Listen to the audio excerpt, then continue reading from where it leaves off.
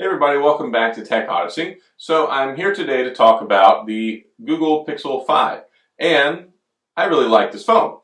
I like it a lot actually. So I've had the Pixel 2, the 2XL, the 3, the 3XL, the 4, the 4XL, the 4A, and now I have the 5. I think that this is probably the best Pixel that they've made yet. They checked all the right boxes and they finally got it down to a decent price point. I've already done my review, I've done a bunch of other videos, but I really wanted to circle back around and talk about this because it's a seriously fantastic phone for $699. I'm sure there are some critics out there saying, yeah, it's a little bit of a step down from the Pixel 4, but let me tell you, the Pixel 4 is discontinued. So, yes, if you have one, you may not want to step down to this, but hear me out. Snapdragon 765G. Perfectly capable. I've been doing anything that I want to do on this phone and have not had one stutter, not one freeze, not one app crash, not one time that I felt like this processor is not enough. Now it's got a 6-inch screen.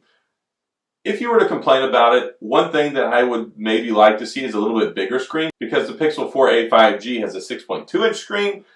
Maybe that should be reversed, I don't know. But it feels like a really complete phone. Stereo speakers that are really good. It's got 5G, 8 gigabytes of RAM, reverse wireless charging, IP68, a metal body.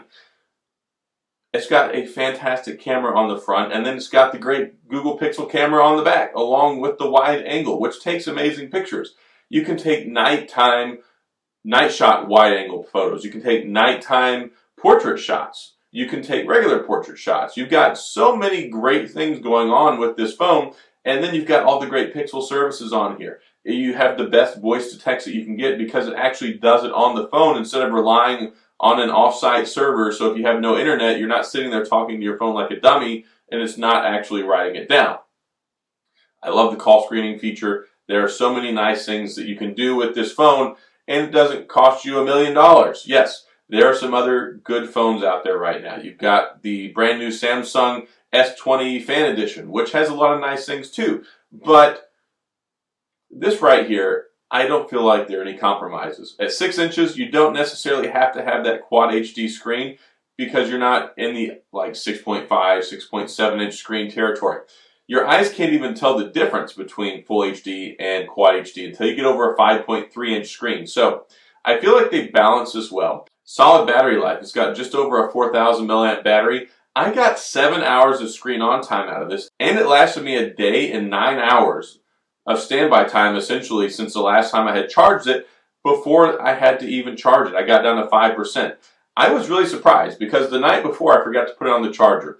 I've had 2 nights that I forgot to put this phone on the charger because I get busy. I'm using so many other phones and stuff. It was so surprising to me the next day. I picked it up and I'm like, wow, I still have battery left. And it still got me kind of through the day. And by the time I actually looked at the battery before it died, over 7 hours of screen on time. I have it on 90 hertz. It is on dark mode, but I don't have any battery saving measures on here. I don't have adaptive battery turned on. I don't have adaptive brightness turned on. Just dark mode. That's it. And it's nice. Plus it's got the 90 hertz refresh rate.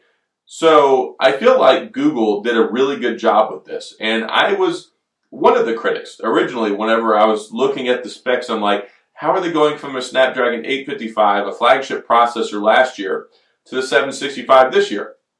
But then after I used a couple phones with the Snapdragon 765G, I realized that it's a really good processor and you don't necessarily need the super high-end one.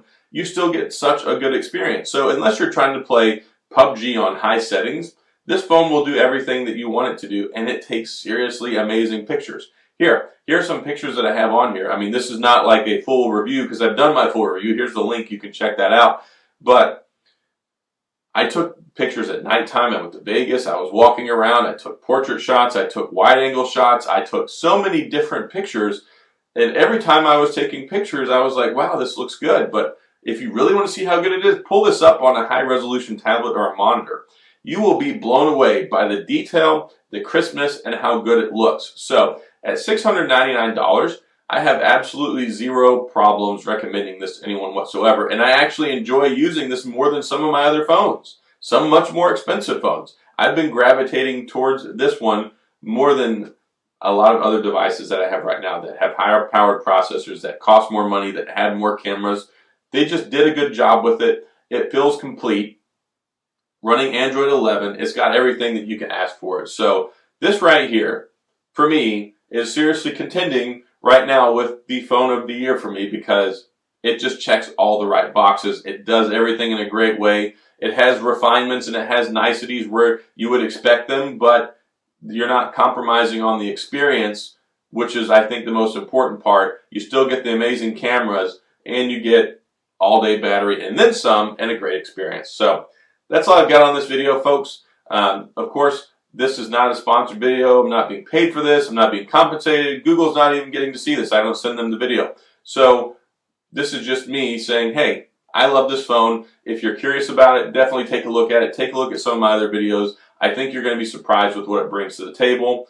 And what you're not going to be surprised by is the price tag in a bad way. You'll be surprised actually in a good way because it's only $699. So that's all I've got. If you have any questions or comments about the Pixel 5 or this video, please feel free to leave them down in the comments section. I'll get back with you.